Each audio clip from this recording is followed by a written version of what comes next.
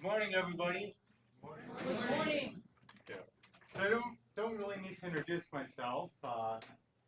My introduction was pretty thorough. I wanted to appreciate the opportunity to be able to come and speak to you guys here today. We're getting the presentation up real quick. All right. So as Dr. Rajmi Jain mentioned, my name is AJ. I'm an executive in Accenture's emerging technology practice. Today I want to talk to you a little bit about the Internet of Things. So we'll jump right into it. As a consultant, I have 130 slides to get through in the next 40 minutes.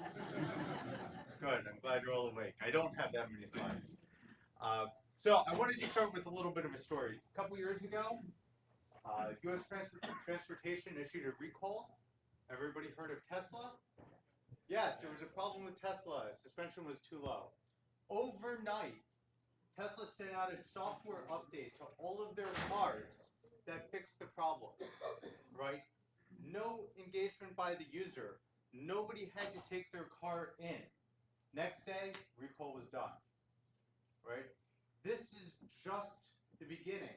I mean, this is a really cool solution. Who doesn't think that this is really cool? Nobody thinks it's really cool. Next slide. What we're seeing is product companies are starting to become service companies.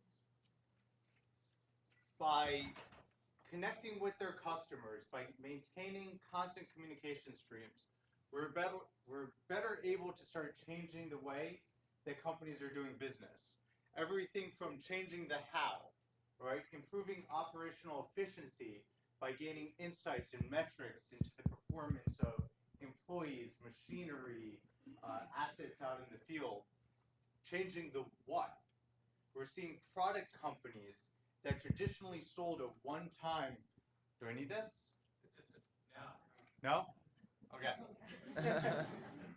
That traditionally sold a one-time capital expense, let's say heating, ventilation, air control system, right? And then they're out of the game, are now offering things like product as a service, where you're paying for this service contract instead of the product itself.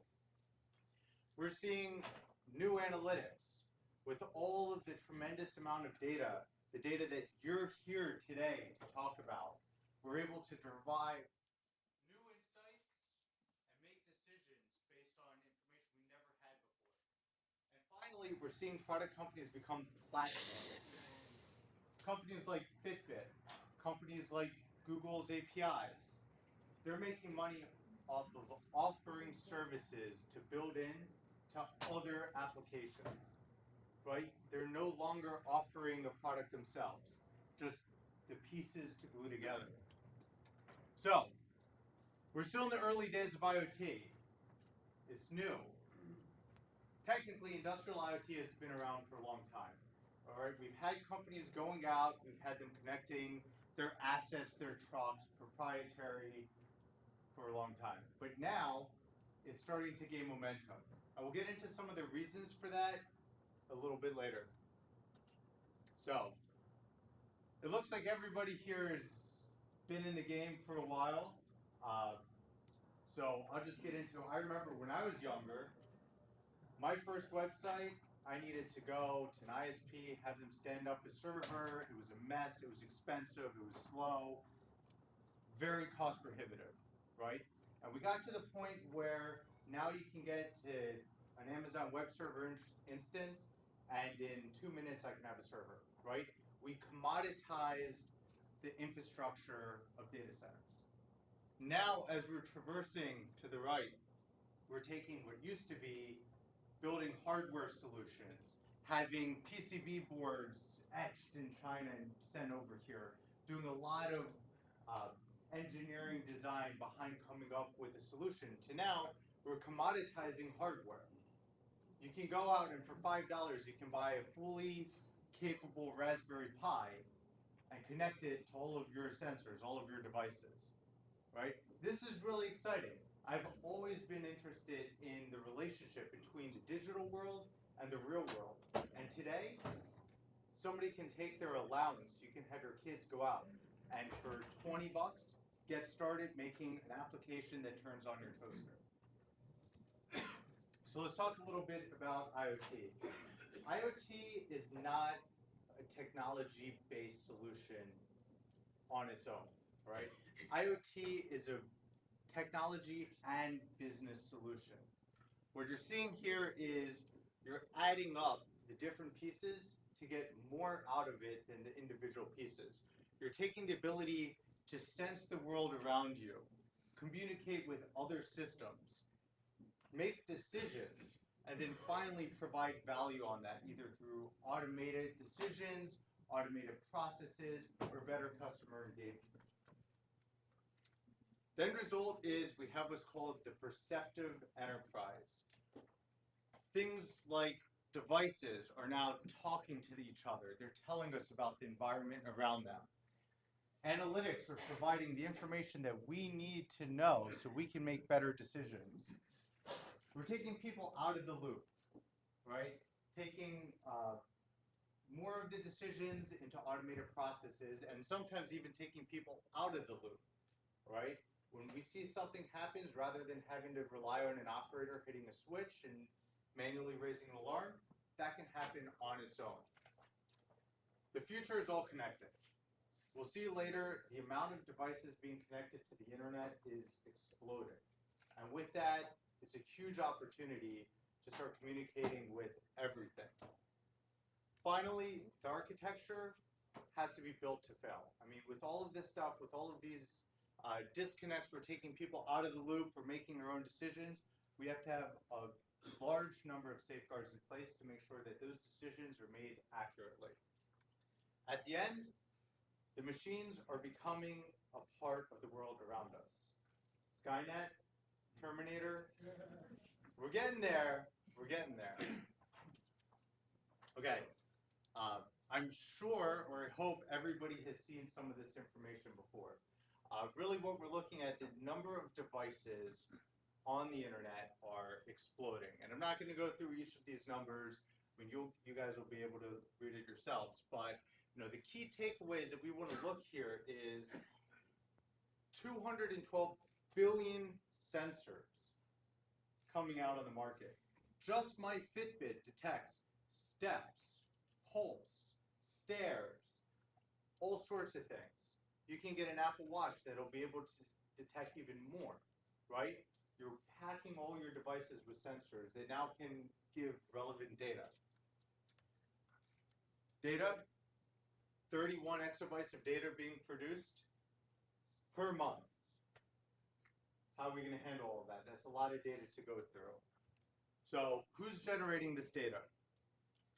A couple samples here of the typical industries that are generating data. We're seeing retail stores starting to generate about 0.01 terabytes. Mining operations is a big one, all right? And I want to get into a little bit about mining operations and why this is 144 terabytes per hour being generated. So I have here a little graph we call the Connective Worker, all right? As we're outfitting our workers with more sensors and more devices that we can communicate readily, the Connective Worker now can get the information that they need without waiting. They can do it in real time. Part of what I do in wearables is understanding how we can take the data being ingested and created from all of these IoT systems and put it in front of the worker so that they can interact with their environment. So how are we doing this? We're doing this with things like smart glasses and smart watches. We're enabling them with mobile solutions like tablets that they can wear on their wrist. But also we're using a number of additional sensors to help give context aware to the applications that we're building. So things like Bluetooth beacons can tell a worker where they're located as they walk by it. We can have actionable items happen as they move through a facility. Gamification is a big one. It's something that I didn't believe in at first. If you're not familiar with gamification, it's being able to reward somebody for what they do. You post 20 posts on Twitter and you get a point, something like that. So by gamifying a lot of these processes, we're able to give a feedback to the user to have them do tasks that we need them to do, like reporting errors or doing inspections quickly. We can give them a reward. And then we also have the capability to interact with things like drones and robotics to provide even more information, such as video, environmental data, things like that. So, with all of this data coming in, it starts presenting challenges. IoT platforms need to fit in with existing enterprise architectures. A lot of times, people approach IoT as a simple solution. But the truth is, IoT, almost none of it is simple, especially once you get into the industrial application of IoT. If we go to the next slide, this is an explosion of what an IoT solution looks like. Right? We're not even getting into the full enterprise architecture here. What this is meant to illustrate is that in order to stand up IoT correctly, a lot of things have to happen, and they have to happen right. All of the devices at the bottom, they have to have connectivity, right? This is the first challenge, is how are you getting the data from point A to point B? Once you get it ingested, you have the ability to start doing real-time processes on it, making decisions on it, and then eventually pumping it out either to your dashboards and mobile apps or to your existing enterprise systems. One of the key things here is that we're moving away from the days where data is centralized, right? It used to be we have a data warehouse, we know where to get our data, we had a lot of relational databases, we can go and pull that. Now we're going into an environment where we're going to have data at the edge, data at the sensor level, data within the platform, right? Data is moving all over the place because in many cases it doesn't make sense to push all of that up. Now, you need to know not only what is the relevant data, but where is that data stored and how can I make sure that I'm pulling it? So we're witnessing signs of early adoption. This is 2014, so we're getting ready to update it for 2015. But we're seeing, especially with the explosion of smartwatches, more and more people, does anybody here have a smartwatch on? Okay, we're not seeing adoption of smartwatches. So maybe we'll take that one off for now. Retailer adoption, and we'll get into some of the use cases of this. This is another one that really interests me. For a while I owned a chain of retail stores, and I'll talk a bit about how we use IoT to help improve our sales so that we have better conversion rates and we engage our customers in a more efficient manner. Developer adoption. This is a big one. When I talked about companies becoming platform companies, offering microservices that as a developer you can consume. So let's break that statement down. A company like Fitbit now offers a standard set of protocols that you can communicate with and then pull that data into your application. So you could do something such as when I stood up here for the keynote and my pulse rate spiked, my Fitbit could read that, send it to the cloud, a decision system could say, okay, pulse rate is above X, and send a text message, are you okay? This is the kind of stuff, right? And the development is made easier because all of these APIs are exposed to us, right? And now you're wiring it together. Let's go to the next slide. So, investment steered in IoT. The point of this slide is really to illustrate healthcare is one of the leading investment areas of IoT. Some impressive numbers of how much is being spent and invested in this. Healthcare is huge. I have a couple examples of this. As we're getting more into the aging in place, which is basically enabling people to age in home rather than in the hospital, investment's going up. We need devices that can help protect people in their own home. Help by falling and they can't get up is one great solution that's been around forever, right? You've all seen the commercials. Now we could get even more data from it. things like weight statistics can come up automatically. I read a study, it basically said if you have open heart surgery and you gain 2 pounds over the course of a day, you're about to have cardiac arrest. Things like that, we can see right away. You can push it right to your doctor and something happens from that. So, we talked a little bit about what's enabling this new hype of IoT, and it's really surrounded around 4 things. So, the decreasing cost of computing. I already mentioned almost all of the computing infrastructure now is commoditized. Stand-up cloud services in no time. You do rapid prototyping in your own home at night. Your kids can do it. The investment to get started, very minimal. A couple $100 and you're ready to go. Rise of cloud and big data. This is where you guys come in.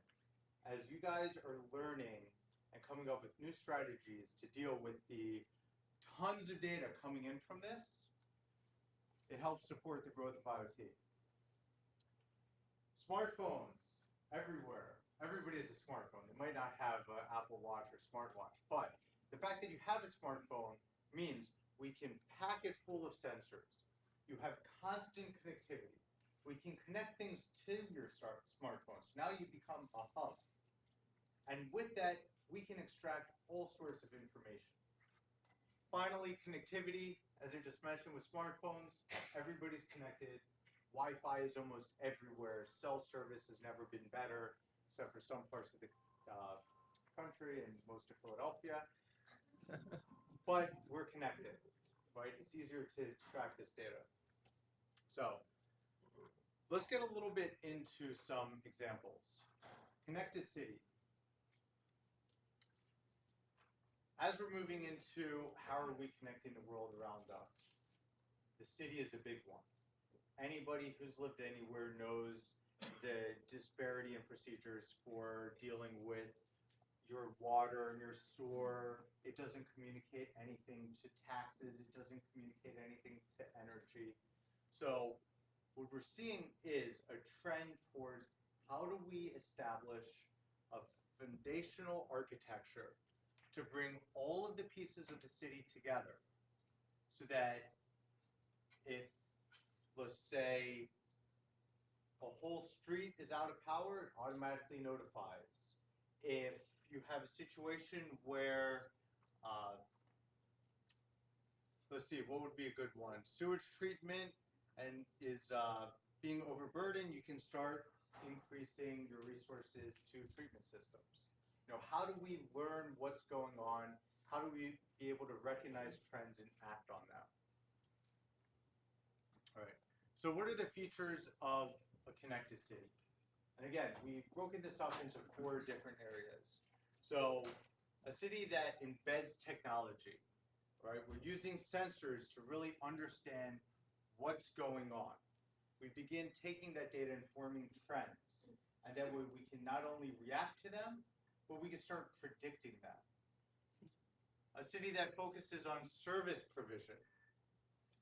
The idea here is that we're customizing the suite of services that the city offers depending on what the needs are, right? And that's not just for citizens, that's for businesses as well. And I know we have a lot of business members here, and you've all had problems, tax systems, legal systems, things of that nature. This is all part of the connected city. They should all talk to each other. Integrates across multiple infrastructures, right? We want to take information that are coming from disparate areas, energy and transportation, figuring out how those are related and combining them. And using innovation or innovative models to have private and public services collaborate. You know, how do we help engage the private business sector more from a public sector level so that we can leverage each other's resources? So, end state, what we're looking for is we're really looking for the ability to be able to measure demand, understand what's going on, and then distribute resources appropriately. Right? This is the goal. It's all about making things more efficient, more effective, cheaper to run. We're all talking and we're all concerned about using too many fossil fuels, burning through resources, and generally the waste of time that you're going through logistics of certain things, right? The goal is to take all that away, to have systems that really understand each other and can communicate and help solve those issues. So, I mentioned we'll get into IoT and healthcare, so let's talk a little bit about that. Healthcare is changing the same way that retail industry is changing. We're expecting different things from healthcare. Retail has gone from go to a store and buy something to order it on Amazon. Healthcare, they're expecting the same thing. I go to the hospital and I want to be helped right away. I don't want to wait in line. I should be able to order it via drone and have my medicine shipped to me. So customer expectations are going way up. Technology advancements also increasing. We're able to use more digital technologies to help collaborate between different doctors, nurses, patients, and their families. We're able to do, again, predictive analytics is a word that you're going to hear me use a lot, because this is really, when you talk about IoT, when you talk about big data, you're getting to the point of predictive analytics. That's the goal. Economic models, we're finding new ways to generate value. And this is really important because all of these capabilities are opening up new value propositions that we need to discover and we need to capitalize on. So, as I said, hospital of today might use some smartphones, mostly pagers. They have the call the nurse button next to it. They're doing a lot of paper documentation, right? The patients are waiting. They're always waiting. Nurses are also waiting. They don't have instant feedback. They have to go to the central station to get their next round of charts. They don't have feedback from the doctor. They have to put a request in and wait for it. They don't know when the tests come back. Families are sitting outside and nobody's really talking to them, right? They don't know what's going on. And finally, hospitals, especially with Affordable Care Act, are very, very cautious about utilization. They have to meet certain metrics. Hospital of tomorrow, start using things like wearable technologies that we can provide instant feedback and communication to different areas of the hospital staff. Obviously, watches, nurses can't wear, but we also have clip-on devices, tablet devices. Basically, we're engaging the nurses in a real-time manner. Patients are getting cared for in a much faster manner. Their needs are being met almost instantly. Talked about nurses. Families can now check up on their relatives, on their family members, not just in the hospitals, but also going back to the aging in place. If you look around and see some of the home healthcare platforms, you can actually allow your family member, your caregiver, to look in and see how you're doing. How many times did you open the refrigerator? What's your weight? Did you go outside? Did you fall? Are you still in bed? All of these you can see right from a dashboard, right? So we're taking that level of care and we're really, putting it in the hands of everybody. And finally, hospitals are happy because they're able to turn rooms around efficiently. The focus is on predictability. Going back to Affordable Care Act, aging in place, hospitals and doctors are being penalized for readmittance of patients. Basically, what they're saying is, you should have treated them right the first time, now they're coming back, right? So the goal here is to close the care gaps, enable healthcare to happen at home, out of the hospital, but also provide better care while in the hospital to prevent readmission. Okay. IoT and commerce. This is the one that I was really excited to get to. So, how is connected commerce adding value? And this is where I started mentioning, there's a whole slew of new value propositions that we can start looking into. So, it's enabling these new use cases. The fact that everybody has a phone means that we can start interacting with them on a personal basis. It's reducing the processing costs for credit card transactions and purchasing fees and things like that. So we can make purchases faster and cheaper. We're protecting sensitive information. If you guys remember, a couple years ago, Target lost a ton of credit card numbers, right? The concepts of IoT, big data, there's new security concepts in that as well. One of them being blockchain security, which is what runs Bitcoin. These types of security protocols help safeguard consumer information. So even though credit card number, you might not think of a thing, we can treat it as a thing and secure it the same way. What is it translating to? More personalized experience. We'll show some examples of that next. And it gives us the ability to gather all this data and start monetizing on it. So think about personalized ads on Google as you're going around shopping, right? They're taking a lot of data, whether you know it or not, and then they're using that to provide you with ads they think are relevant to you. So this was one of the strategies I did at my retail stores. What we did is we collected what's known as signal exhaust. So having all of these connected devices on you leaves some things in the air that we can pick up, whether you know about it or not know about it. Getting into a little bit of a gray area, and it really depends on how you're using it. That's an ethical conversation for another presentation. But it is. But there's certain things that we can tell. You know, we can't tell who you are, but I can tell the address of your phone. Not the phone number, but I know the hardware address. So now I can start detecting how many times have you been by my store? How many times have you come in? How long were you there? How much did you buy? I can start inferring these things. And from that, you could download my app and I can start pushing you coupons. All of these things are enabled because I can just read the sensors that are around you. I can tell that you have a Fitbit because I know what a Fitbit beacon looks like, right? So these are the things that you need to be cognizant of as a consumer. As a business, these are things that you can start looking at and then capitalizing on. How can you make a better customer experience? The next slide, improving the in-store experience. Okay, customer downloads your app, they make an order.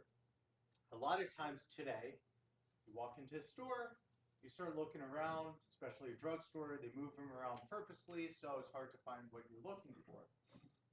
Spend a lot of time. Store of tomorrow, they know who you are when you walk in. You have Virtual Product Finder. This is a really neat application that we just demoed at Mobile World Congress, which essentially is an augmented reality application that will walk you through a store, show you the products you want, let you add it to your cart, pay for it, and gives you reward points for listening about the product descriptions, right? So all of that happens on your phone. You go, it tells you exactly where to get the product you want. It's ready for you. And then you pay on your phone and you're out. Very easy. You know, you're cutting out so much of the time and so much of the effort. Really, I just made my point there. All right, so good. One of the things I was asked to talk about is the skills of the future. So let's talk about the technical skills of the future. This is a mapping that we did of all the different technical skills that a company will need to put together an IoT solution. Now note that some of these are multiple skills for the same task, but if you think back to the architecture diagram that we had the different layers, the edge layers and the platform layers, what you're seeing is that each one of these tiers are made up of a multitude of systems, right? And there's really no way for one person to become an IoT expert unless they know at least something in every layer. Right? But that doesn't mean you can't get started, especially when we talked about how commoditized a lot of these solutions are. If we go to the next slide, this is relevant because this is what's the culmination of all of that. IoT demands a new way of thinking about business, right? These are new value propositions that haven't been in our reach before and haven't even been thought of before. So So for you guys today going forward, you need to be able to come up with creative revenue models. How are you taking that one-time capital asset purchase and turning it into recurring revenue for your company? Instead of selling a $50,000 machine once, you're signing a $20,000 a year contract for 5 years, right? What's the ROI going to be? And this is where it gets really fun. IoT integrations are expensive and they're custom, right? That's a challenge that I face dealing with my clients all the time. Is I will come in, they say they want IoT, they kind of expect a box of IoT, and now you have IoT. Not the case. Custom, multi-million-dollar implementation. So, being able to come up with a calculation that says, by investing in this, here's the revenue you're going to derive, here's the savings you're going to derive, is really important. And the people who can do that are really going to be successful. In-depth understanding of data, right? Like I said, we have more data than we've ever had before, more different types of data. How do we use that? What do we do with it? A great example is we're putting sensors now on roller coasters that detect vibration patterns. And we're feeding that into systems that can not only detect when there's a problem, okay, wheels bouncing and you can see that, but it can also predict trends that say, okay, I know that this ride is working properly, but I see that the temperature on this track is going up by 1 degree. Usually when that happens and the vibration looks like this, you're going to have a future failure. Go replace that part. We're never able to do that before. But we have to know what to look for and how to use that data. And finally, what's your strategy for deployment and how are you making it relevant, right? At some level, you need to engage the end user and make this valuable for them as well. So, concerns. Nothing comes without risk. IoT devices have a lot of vulnerabilities. We just talked about that. I can tell who's here by your device, what devices you have, simply by collecting signal exhaust, right? So, 70% of the most commonly used devices have vulnerabilities. And we're going to see that being exposed more and more as people are pushing more data up. And then we know most mobile devices, especially personal computers, they're full of different vulnerabilities. What we're seeing, 2013 to 2014, the number of attacks, the number of viruses, the number of malware is just consistently going up. So what are we worried about with all of this stuff? We're worried about these 4 key components. We're worried about losing protected health information. When we get into the connected healthcare realm, everything is about protecting your healthcare information. Health and safety concerns. Having these devices, wearables, different sensors, having decision machines around you present a certain hazard. Distracting a worker, having a decision be made at the wrong time to the wrong place. So say a pump turns on during this inspection. This kind of stuff, really important, needs to be considered beforehand. Loss of privacy. Should I get into that more? I think you guys all got the point when we talked about signal exhaust. You know, this is a big deal, especially if you're not transparent about what you're collecting, and most people are not. And even if they are, other people don't read the end user agreement, right? So you were never really sure about who's collecting what data from you at this point, and you have to be really careful about that. That leads into identity theft and data loss. You know, how many times I do it myself. You go on a website, it says create an account, you hit sign in with Facebook. Done. You don't even read it. I don't even read it. Probably should read it. It now takes all of your profile information and who knows what they do with it. So, have to be really careful about that as well. So, what are the next steps? We've talked about a lot of these already. Figure out what the new value propositions are. how are we going to get a return on investment? How are we going to go from simply reducing our operational expense to generating revenue? And that's an exciting conversation to have. Because when you look at what really drives business, you can only reduce your operational expenses so much. You can't hit zero and you're not going to go below it. But if you can figure out how to capitalize and generate revenue, then you can really start, getting into some exciting territories. Start working with partners. Start understanding the ecosystem. Who is out there? What are they offering? What are the different technologies available to you today? Don't think about IoT as a one-off.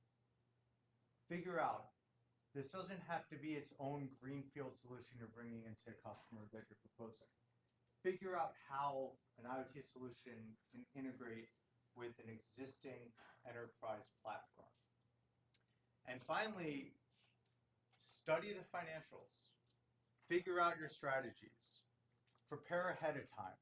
Know what your go-to-market strategy is going to be with this type of technology. And be ready for those conversations. And be ready to be honest that this isn't easy. And it's still emerging. And the fact that it's emerging means that there's going to be mistakes that happen and there's risk involved. Be ready for that. Supplement it with, here's what the return is going to be. So, like I said, I'm AJ. My email, Twitter, and LinkedIn right here. I wanted to end with a video of a project that we did at Accenture that really shows the fusion of wearables and IoT in healthcare. So I think, we're perfectly on time. So 5-minute video to close up, and then I'll be around the rest of the day if you guys want to stop and chat.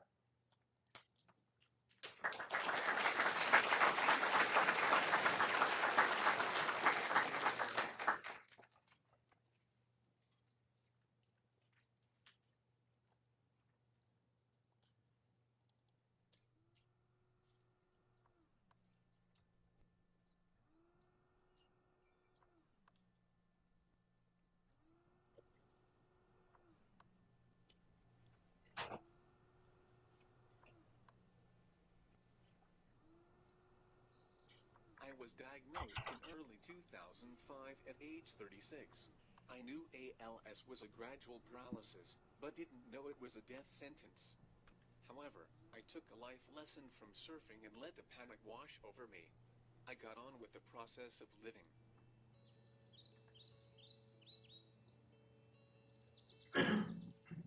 Everything requires me to call and instruct someone else. This is humiliating and frustrating. The next time your head or nose itches, see how long you can restrain yourself from scratching. Now count how often that occurs during the day. Count every time you have to adjust lighting or temperature. Now imagine being unable to speak or motion to give the instructions. Congratulations! You have imagined a fraction of a % of my daily life. We really believe in the power of technology to improve the way people work and live. ALS is such a devastating disease, but we were lucky enough to work with some really inspirational patients who taught us that more than anything, they want some more independence. That insight motivated our team to create something really special for them, to create something that's never been built. Projects like this are what inspire and drive us every day. The two main things that patients told us: we want to regain the ability to communicate with our loved ones, with our friends, with our family, and we would like to regain control on things around us to be more autonomous in our lives.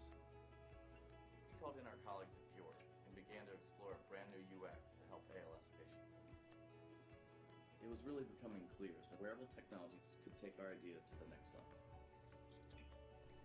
The Emotive Wireless EEG Neuro headset uses sensors to tune into electrical signals produced by the brain to detect a user's thoughts, feelings, and expressions in real time.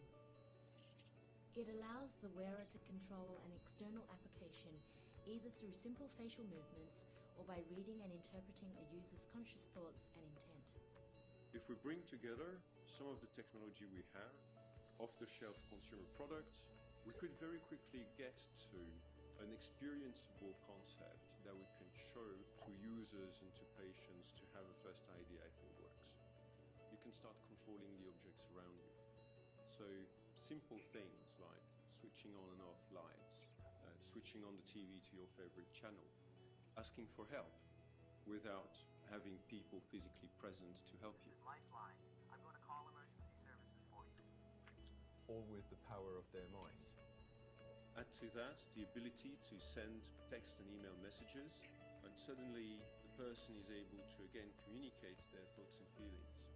We brought together a team of researchers with expertise in signal processing, in human interaction and in interface design to identify which approaches would have the biggest impact on people with reduced mobility.